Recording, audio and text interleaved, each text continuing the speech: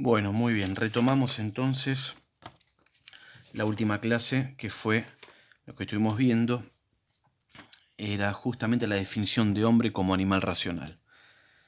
Lo que vamos a ver ahora es justamente la estructura de lo que es el hombre. ¿Qué es el hombre? ¿Cuáles son sus partes, sus funciones, sus facultades? ¿Hacia dónde están inclinadas cada una? Para después tomar en la próxima clase las nociones de virtudes. Y así después de eso poder empezar a entrar de lleno a lo que es el concepto de ley y derecho natural. Bien, entonces, vamos por puntos. Dijimos que el hombre, la esencia del hombre, entonces la esencia del hombre es un animal racional. Ya explicamos esto. ¿Por qué? ¿Por qué habíamos llegado a esta definición? Esto quiere decir entonces que tenemos, por un lado, facultades o funciones que compartimos con el resto de los animales, pero hay algo específicamente humano que lo hace estar por encima del resto de los animales, que es la racionalidad. Por lo tanto, en el hombre encontramos, entonces en el hombre encontramos, por un lado, un polo racional,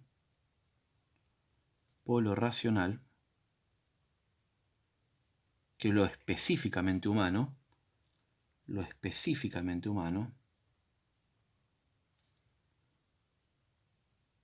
propiamente humano, y después tenemos un polo sensible, que esto también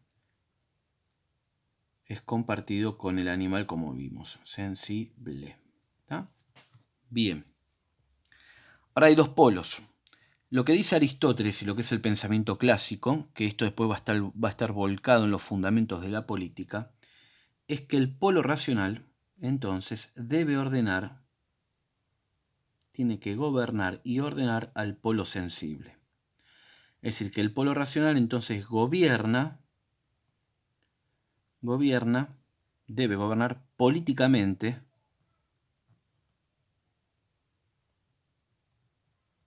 al polo sensible. ¿Qué quiere decir esto de gobernar políticamente? Gobernar implica ordenar. Y políticamente, ¿en qué sentido se dice? No es que es despótico el gobierno que tiene que tener la racionalidad del hombre sobre lo sensible. Eso no sería lo propiamente humano. Políticamente quiere decir ordenar. Políticamente quiere decir que al ordenado que vendrá a ser el polo sensible es ordenar a la sensibilidad,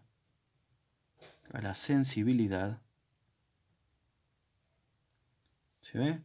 Hacia lo propiamente humano.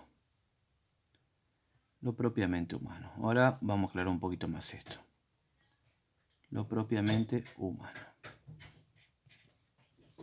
Bien, o sea, no aniquilar el polo sensible, no asfixiarlo, hay que alguna vez algo natural en el hombre también, la sensibilidad, pero esto tiene que estar ordenado según los criterios entonces propios de la razón.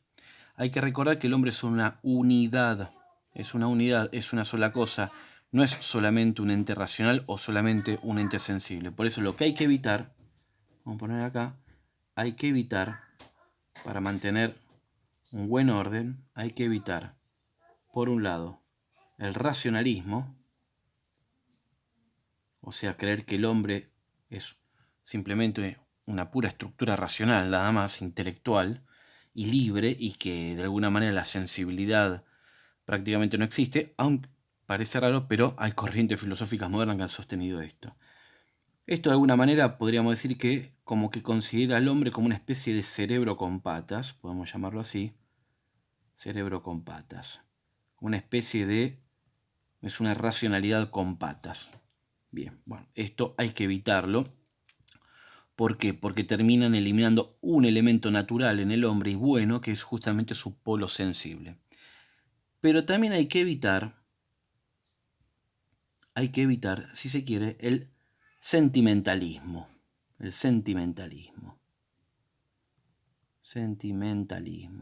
O sea, creer que el hombre es puro sentimiento y hay que hacer lo que el corazón dicte y nada más. el corazón debe atropellar a la racionalidad. No. El sentimentalismo es como si considera al hombre como una especie de corazón con patas. O sea, esto vendría a ser el sentimentalismo, el hombre pasional, ¿no? El que se rige solamente por las pasiones. Esto tampoco es bueno. ¿Por qué no es bueno? Primero que si caemos en este cerebro con patas, en esta especie de racionalismo, lo que vamos a tener acá es un gobierno despótico contra la sensibilidad humana. ¿No? Hay que suprimir las emociones, suprimir las pasiones en general, todo tipo de afectos o afectividad hay que despojarlo. Eso es un error. Y por otro lado también, en el sentimentalismo, el corazón con patas, acá lo que termina siendo es que el que gobierna la sensibilidad en el hombre. Ahora fíjense que si en el hombre gobernaría la sensibilidad, y como el polo sensible es compartido con el animal, entonces lo que ocurriría acá, lo que resultaría sería una especie de animalización del hombre. Una animalización del hombre. Con lo cual, esto no es bueno. ¿Por qué no es bueno? Bueno, por lo que dijimos recién, ¿no? El hombre termina reduciéndose justamente como que se rebaja el hombre.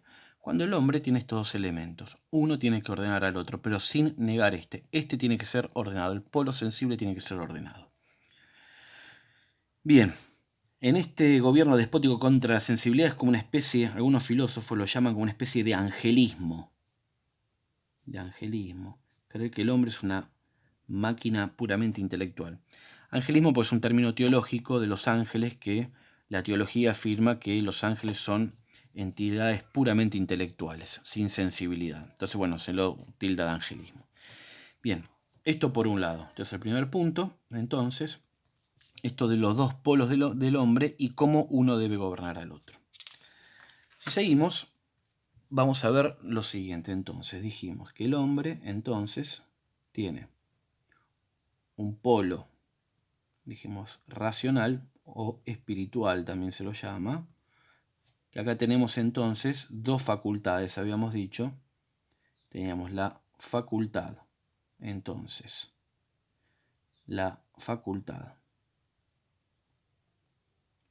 de conocimiento de naturaleza racional,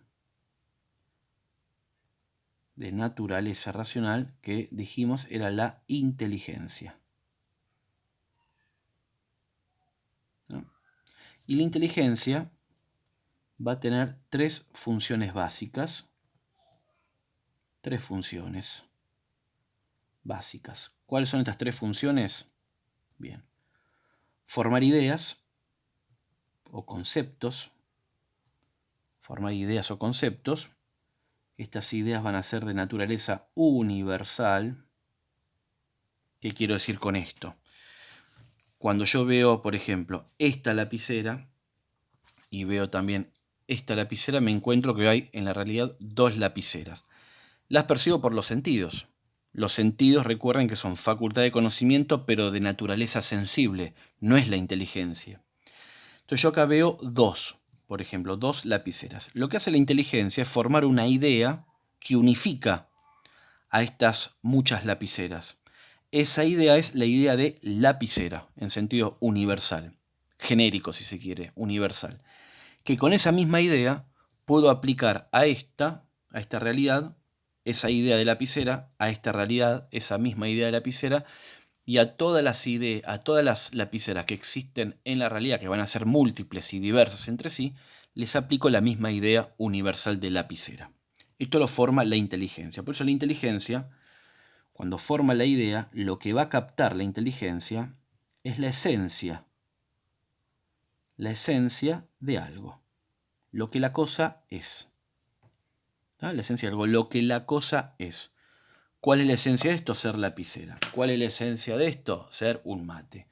¿Cuál es la esencia de esto, por ejemplo, ser un libro? ¿Cuál es la esencia de Colita ser perro? ¿Se ve? La esencia. Y la traduce, esa esencia, lo que hace que una cosa sea lo que es, la traduce en forma de idea, en forma de concepto. Eso es algo típico que hace nuestra inteligencia. Esta es la primera función. Pero hay otras dos funciones más de la inteligencia. Forma ideas y aparte pues relaciona ideas con otras por medio del verbo. Y esto se llama, la segunda función, elabora juicios. La inteligencia elabora juicios. ¿Qué es un juicio? Muy bien, el juicio es afirmar o negar algo. Afirmación o negar. Esto es una lapicera de color negro. Estoy juzgando. Esto es una lapicera. Aquello es un árbol. La casa es blanca. Formo juicios. Afirmo o niego. Esto no es aquello. Esto no es un perro. Son juicios. Pero para elaborar juicios necesito previamente formar ideas. Por lo tanto, primero se forma la idea y luego se van elaborando juicios. Es algo natural en la inteligencia humana. Estamos permanentemente formulando juicios. Y acá en el juicio, cuando afirmo o niego algo, se va a dar justamente la noción de verdad. Esto es una lapicera, y es verdad que es una lapicera. Si yo digo esto es un hipopótamo, obviamente el juicio es falso. Y el tercer elemento, la tercera función, entonces, que tiene la inteligencia, es el razonamiento. Razonamiento, en la cual, a partir de distintos juicios que vamos relacionándolos, sacamos una conclusión. Y el razonamiento se sacan conclusiones. Si yo digo, el juicio, todo hombre es mortal, estoy elaborando un juicio, enlazo un predicado con el sujeto, ¿tá?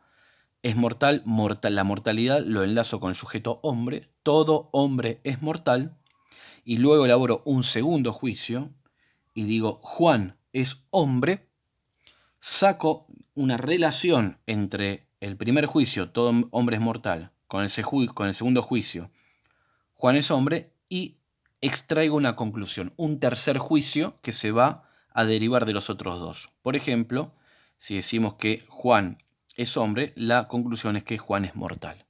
Y así con cada uno, todo A es B, todo B es C, por conclusión, todo A es C. En fin, son diferentes razonamientos que vamos elaborando.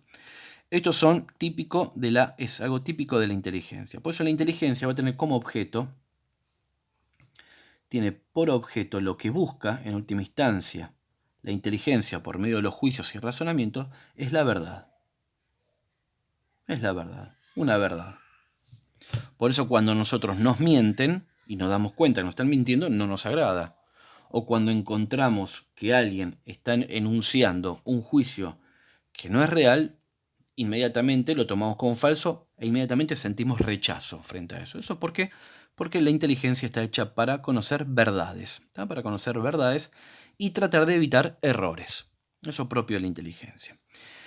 Bien, la facultad de conocimiento, dijimos, en el hombre es la inteligencia. Recuerden que es a nivel racional. Y después habíamos dicho también, cuando vimos el cuadro en la clase anterior, dijimos que hay una facultad apetitiva en el hombre. Hay una facultad apetitiva. ¿Sí? Un apetito, una tendencia, ¿se ve? Un deseo hacia algo. Esta facultad apetitiva en el hombre de naturaleza racional dijimos que era la voluntad. La voluntad. Una voluntad que tiene la característica de ser libre. Es libre. O sea que el hombre tiene libertad. Hay libertad en el hombre. ¿Y cómo sabemos que hay libertad en el hombre? Bueno, es una experiencia que tenemos todos. Yo, por ejemplo, me doy cuenta en este momento que estoy haciendo este cuadro y tratando de explicar algunos elementos de antropología como para después entrar a los fundamentos de la política. Me doy cuenta que lo estoy haciendo, pero también me doy cuenta que podría no haberlo hecho esto. Yo percibo que tengo el poder de hacerlo, o percibo también el poder que también, si quería, podía no hacerlo. ¿Sabe? Uno está experimentando permanentemente esta libertad. Y esta libertad pertenece a la voluntad, que la voluntad decide. ¿Sabe? Tiene actos libres, pues hay libre albedrío.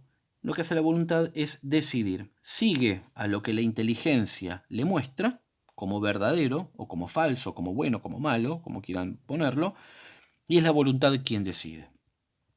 Yo voy al kiosco con ganas de comer un alfajor, bueno, llego al kiosco y encuentro las diferentes marcas de alfajores que hay, las conozco con la inteligencia, tengo la idea de Guaymallén, tengo la idea de alfajor Jorgito, la idea de Suchar, la idea de Milka, del que quieren. Y después elaboro un juicio. El Milka es bueno por esto, esto y lo otro, me gusta tal por esto y lo otro. También elaboro un razonamiento, digo, bueno, tengo tanto dinero y por lo tanto el Milka no me alcanza, como un Guaymallén. Por la misma plata podría, si tengo mucha hambre, podría comerme 2 Guaymallén en vez de un Jorgelín, bueno, y así. Entonces, a partir de esos juicios y razonamientos, después justamente la voluntad decide. Bueno, muy bien. La inteligencia me propone esto, esto y esto como bueno. Y es la voluntad la que desea, bueno, quiero entonces 2 Guaymallén. Ahí está el acto voluntario, el acto libre, que esto es típico del hombre. ¿Está? Bien. Y después tenemos, aparte de estas dos facultades de naturaleza racional, inteligencia y voluntad, habíamos dicho que teníamos el polo sensible. Dijimos que estaba el polo sensible. Y en este polo sensible, que recuerden, como dijimos antes, debe ser gobernado y ordenado por la inteligencia entonces del hombre y la voluntad, y en el polo sensible, que es compartido con el animal, también encontramos, por un lado, también facultades de conocimiento. Fíjense que estamos haciendo lo mismo que en la primera clase, pero ahora estamos ya detallándolo más. Facultades de conocimiento. ¿Cuáles son aquellos instrumentos o facultades que tiene el hombre y el animal para poder conocer algo? Y acá tenemos los sentidos. ¿Sí? Los sentidos que tenemos, por un lado, los sentidos externos. Los sentidos externos. Que ¿cuáles son los sentidos externos? Ya lo sabemos todos hasta el hartazgo. Vista, oído, gusto, tacto, olfato, etc. Estos sentidos externos nos brindan entonces, vamos a ponerlo acá porque tengo acá el cuadrito, nos brindan unas sensaciones de algo. Una sensación de rojo, una sensación de dulce, de salado, de agrio, una sensación rugosa, una sensación olfativa, por ejemplo, un determinado aroma, un determinado sabor, etc. ¿no? Sensaciones. Nos producen sensación. Y después aparte tenemos el sentido, los sentidos internos, que estos no son tan conocidos y que van a actuar de la siguiente manera. A partir de las sensaciones que obtengo por los sentidos externos, ¿sí? Lo que va a ocurrir es que en estos sentidos internos, uno es el sentido común. Lo que hace el sentido común es justamente unifica las sensaciones. Por ejemplo, veo una naranja. Bueno, por la vista percibo que tiene un determinado color naranja. ¿Sabe? Por el gusto siento ese sabor dulce característico de la naranja. Por el tacto toco, si se quiere, la cáscara de la naranja y tiene ciertas características. Lo huelo, tiene un determinado aroma. Como son sensaciones distintas porque son suministradas por los 5 sentidos, lo que hace el sentido interno, llamado sentido común, lo que hace es unificar esas 5 sensaciones de un mismo objeto, en este caso la naranja, y las va justamente a referir, las va a unificar y las va a referir a un objeto, esa naranja. Pero aparte el sentido común, cuando unifica esas sensaciones, ¿sí? Tenemos entonces la imaginación. Otro sentido interno. ¿Qué hace la imaginación? Podemos decir que guarda, ¿sí? archiva las sensaciones unificadas por el sentido común y aparte produce una imagen. una imagen. Una imagen. Que esta imagen, la característica que va a tener la imagen, entonces, es... Vamos a correr un poquito para acá, así se va a ver. La imagen, entonces, la característica que tiene, no va a ser universal como la idea, sino que va a ser la imagen de algo particular, o sea, de algo individual. Yo me puedo imaginar el rostro de mi padre, me puedo imaginar a mi papá, pero lo que no me puedo imaginar es el hombre, en sentido universal. ¿Se ve? La diferencia entre idea, que es algo propio de la inteligencia, y la imagen, que es algo propio de la imaginación y por lo tanto de algo sensible, es que la imagen, es una imagen, una representación de algo individual, mientras que la idea es la representación justamente de una esencia, ¿se ve?, de manera universal. Hombre, por ejemplo, sería la idea, y acá tendría la imagen de Juan. ¿Se ve? La imagen de mi papá yo me la puedo imaginar, puedo tener una imagen de mi padre con el tono de voz que tiene, el perfume que usa, sus características visuales que tiene. ¿Se ve? Es una imagen. Pero me doy cuenta al mismo tiempo que esa imagen que yo tengo de mi papá responde justamente a una idea o a una esencia que es ser hombre. Yo sé que mi papá no es un perro, mi papá es un hombre. ¿Y cómo sé que es un hombre? No por la imagen, sino por la idea o el concepto. ¿Se ve? Entonces, la idea es de carácter universal, se refiere a muchos, ya lo explicamos, mientras que la imagen es de carácter individual. Bien, esta es la imaginación y aparte, bueno, si se quiere otra función más, es el poder fantasear, es decir, relacionar imágenes con otras y sacar nuevas imágenes. Yo me puedo imaginar, por ejemplo, un dragón rojo que escupe fuego y que vuela por el aire hablando en italiano. Bueno, me lo puedo imaginar. Ahora, ¿cómo es eso? Bueno, es que la imaginación empieza a relacionar imágenes con otras y puede sacar una imagen nueva. Entonces tenemos sentido común por un lado, imaginación por el otro, y aparte tenemos otro sentido interno más, que es la memoria, importantísima. Lo que hace la memoria es, a partir de las imágenes producidas por la imaginación, las relaciona, ¿se ve?, con el pasado. Las relaciona con el pasado. Entonces el mate que tomé hoy a la mañana, tengo la imagen del mate que tomé, tengo la imagen de estar sentado en la cocina tomando mate, pero me doy cuenta también que eso fue en un momento pasado. Esa posibilidad, justamente esa posibilidad de relacionar con el pasado, ¿se ve?, y archivar esas imágenes en cuanto que son pasado, es la memoria. ¿Sí? Y después el último sentido interno, esto a grandes rasgos, después hay toda una serie de elementos muy sutiles en todo esto, pero no nos vamos a meter en eso, simplemente esto como para que sirva de guía. Y el otro es lo que se llama la cogitativa en el hombre. ¿Y qué es esto? Es justamente un sentido interno que nos permite tener cierta experiencia de cosas. Experiencia de cosas. ¿Está? ¿Qué sé yo? A medida que voy ganando experiencia, me puedo de alguna manera adelantar a lo que puede llegar a suceder. En el animal se llama estimativa en el animal. Les doy un ejemplo para que se entienda. Si está una oveja pastando, tranquila, comiendo, y percibe por sus sentidos externos a un lobo, se ve que está medianamente cerca o medianamente lejos,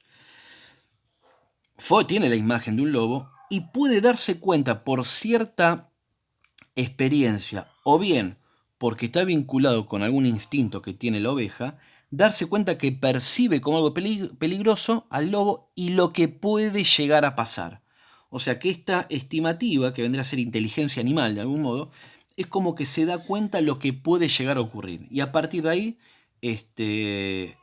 la oveja rajará e irá para algún lado. ¿Se entiende? Entonces, tenemos estos 4 sentidos internos.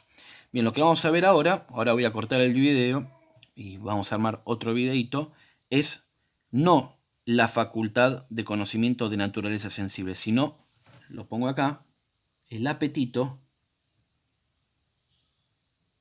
¿Está? Sensible, apetito sensible, porque tiene que ver con el polo de la sensibilidad, una tendencia, un deseo a objetos sensibles. Y acá vamos a tener dos facultades que las nombramos la clase anterior, ahora después las vamos a especificar. Que una es el concupiscible y la otra facultad es el irascible. Bien, en el otro video vamos a explicar tanto el concupiscible como el irascible.